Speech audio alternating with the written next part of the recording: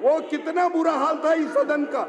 आप सदन को चलने दीजिए मैडम, आप सदन को चलने दीजिए। आतिशी जी, मेरे आपसे हम्बल रिक्वेस्ट है, आप बैठ जाइए, आपसे ज्यादा समझदार कोई नहीं हो सकता आपकी पार्टी। आतिशी जी, आप बैठिए, आप बोलने दीजिए। चलिए बैठिए, हम तो बहन करके बोलने दीजिए आप। धन्यवाद अध्यक्ष महोदय, आपने मुझे इस बजट पर बोलने का मौका दिया। सबसे पहले मैं दिल्ली के मुख्यमंत्री श्रीमती रेखा गुप्ता जी का धन्यवाद करता हूं, जिन्होंने देश के हमारे प्रधानमंत्री श्री नरेंद्र मोदी जी के विकसित दिल्ली के संकल्प को आगे बढ़ाते हुए विधानसभा में एक शानदार जन कल्याणकारी बजट को लाकर इस दिल्ली के अंदर दिल्ली की विकास की नींव रखने का काम किया। मैं दिल्ली की जनता का भी आभार व्यक्त करता हूं, जिन्होंने देश के प्रधानमंत्री श्री नरेंद्र मोदी जी की नीतियों के ऊपर विश्वास करते हुए हमें इतना बड़ा मैंडेट देकर दिल्ली को दोबारा, इस उजाड़ी हुई दिल्ली को, इस लूटी हुई दिल्ली को, जिसको दोनों हाथों से लूटने का काम किया था, स्थापित करने का हमें मौका दिया है। देखिए, ये बजट 1 लाख करोड़ का बजट हमारी मुख्यमंत्री जी केवल 30 दिन की सरकार में देने में कामयाब हुई। अध्यक्ष जी, पहले आपको ये जरूर समझना होगा, पिछले 10 साल से बजट यहाँ पर पढ़े जाते थे। वो बजट केवल पढ़ने के लिए थे। जहाँ मेरे से पहले भी कुछ मेंबर साहिबानों ने कहा, कभी ग्रीन बजट था, कभी कोई नाम से बजट था। उनका पर्पस क्या था? उनका पर्पस था लोगों को मीठी मीठी बातों में लाकर जो दिल्ली को लूटा कैसे जाएगा, उसकी एक जन कल्याण नीति बनाई जाती थी कि इस नीति को कैसे काम किया जाएगा। अभी चले गए हमारे एक मेंबर साहब, यहाँ बोल रहे थे, ये बैठे, इधर ही बैठे, माफ करना, बड़ी सुंदर बातें बोल रहे थे। बोले दिल्ली की बिजली हाफ कर दी, पानी माफ कर दिया। बताऊं आपको, एक लड़का ढूंढा शादी के लिए, पूछा क्या काम करता है, बोला लकड़ी का व्यापारी है। क्या काम करता है? बोला लकड़ी का व्यापारी है। अब काफी बड़ा आदमी है, लकड़ी का व्यापारी है, तो शादी कर देनी चाहिए। जब शादी शुदी होगी, पता क्या चला, क्या दातुन सुबह जाके पार्क में बेचता है। ये काम किया। बोले बिजली हाफ, पानी माफ।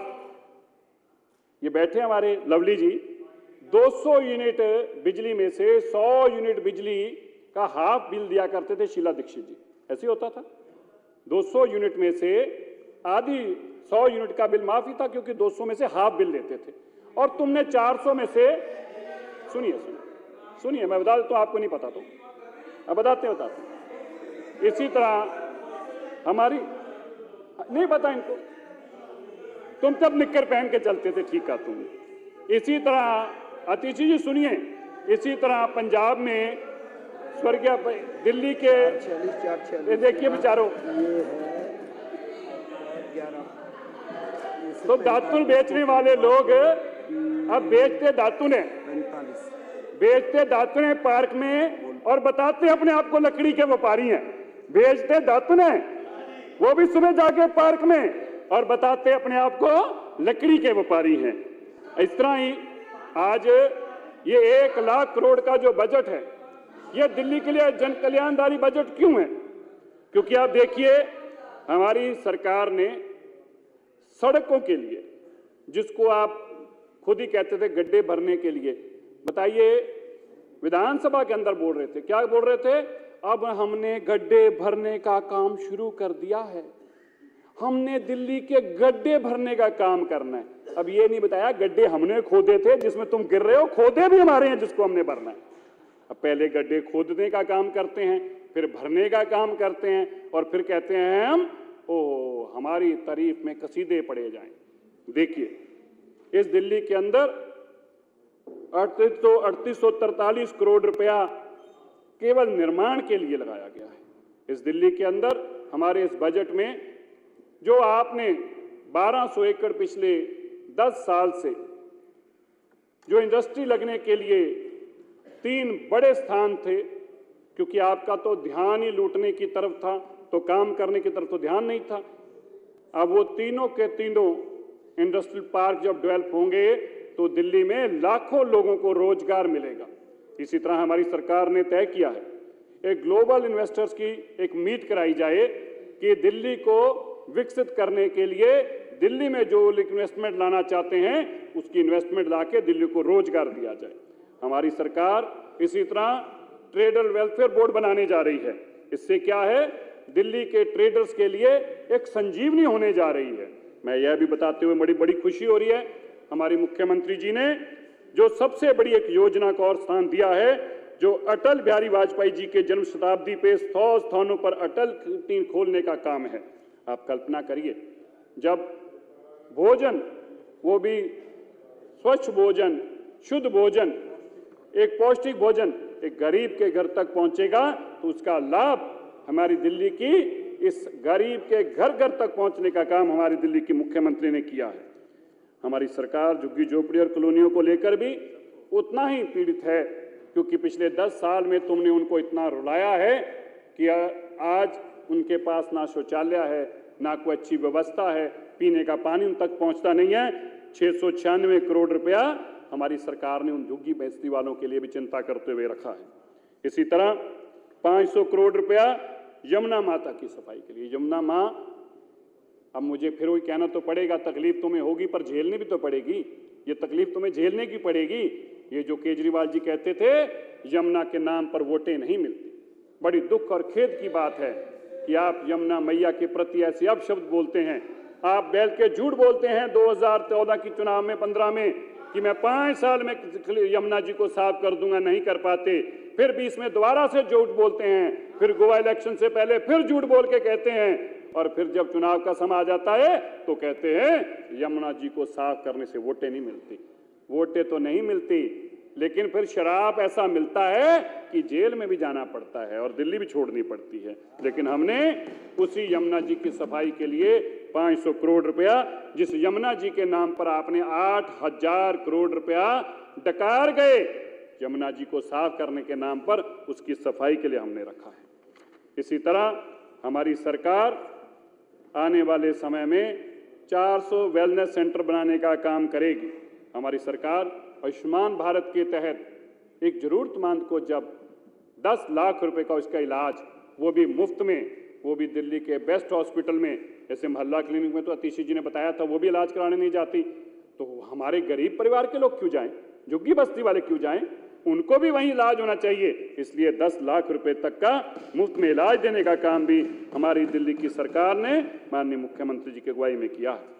मैं आपको बताना चाहता हूं, जिस तरीके से पिछले 10 सालों से हर फील्ड के अंदर दिल्ली के लोगों को लूटने का काम किया, लेकिन हमारी सरकार जहां नई इंडस्ट्री पॉलिसी ला रही है, वहीं 9000 करोड़ रुपए का पीने के पानी के लिए जल बोर्ड को, जिसको भी आपने दोनों हाथों से लूटा, घर में साफ पानी सबके जाए, सीवरेज की नवी लाइन डल जाए, और 9000 करोड़ रुपया देने का हम उसमें भी किया।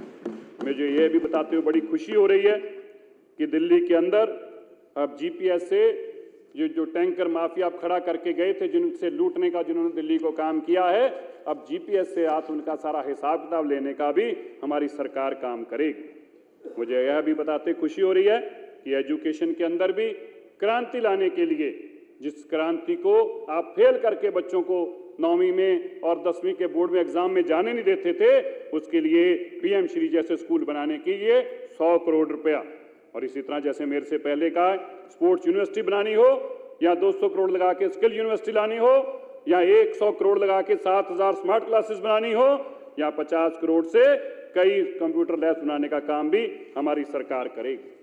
मुझे यह भी बताते बड़ी खुशी हो रही है कि जिस तरह से किसान की चिंता, मैं देख रहा था अभी कुछ दिन पहले बेचारे हमारे पंजाब के किसानों को कैसे पीट कर जेलों में बंद किया गया। वो किसान जिनको केजरीवाल जी ने कहा था मैं आते ही तुम्हारे एमएसपी लागू कर दूंगा, मैं तुम्हारा सारा कर्जा माफ कर दूंगा, इस नाम से ली थी। 24 घंटे के अंदर सारी फसलों के ऊपर एमएसपी होगी, ये कहा था सभी किसानों का कर्जा माफ करेंगे। अब जब हक मांगते हैं तो उनको डंडों से पीट कर जेलों में बंद किया जाता है। उन्हीं किसानों की चिंता करते हुए हमारी दिल्ली की मुख्यमंत्री ने बहुत बड़ा फैसला लिया है, जहां उन किसानों के लिए केंद्र की सरकार उनको 6000 रुपया देती है, वहीं हमारे मुख्यमंत्री जी ने कहा है कि दिल्ली के किसानों को 3000 रुपया दिल्ली की सरकार भी टॉपअप के रूप में देने का काम करेगी। मैं मुख्यमंत्री जी ये आपको एक और बधाई देना चाहता हूं। इस दिल्ली को आपने उस दिन भी कहा था, इस दिल्ली को जब बाबर ने लूटने का काम किया तो फिर महाराणा सांगा ने उसको रोकने का काम किया। जब हुमायूं ने लूटने का काम किया तो शेरशाह सूरी ने उसको रोकने का काम किया। जब अकबर ने लूटने का काम किया तो महाराणा प्रताप ने उसको रोकने का काम किया। और जब औरंगजेब ने लूटने का काम किया तो छत्रपति शिवाजी महाराज ने रोकने का काम किया।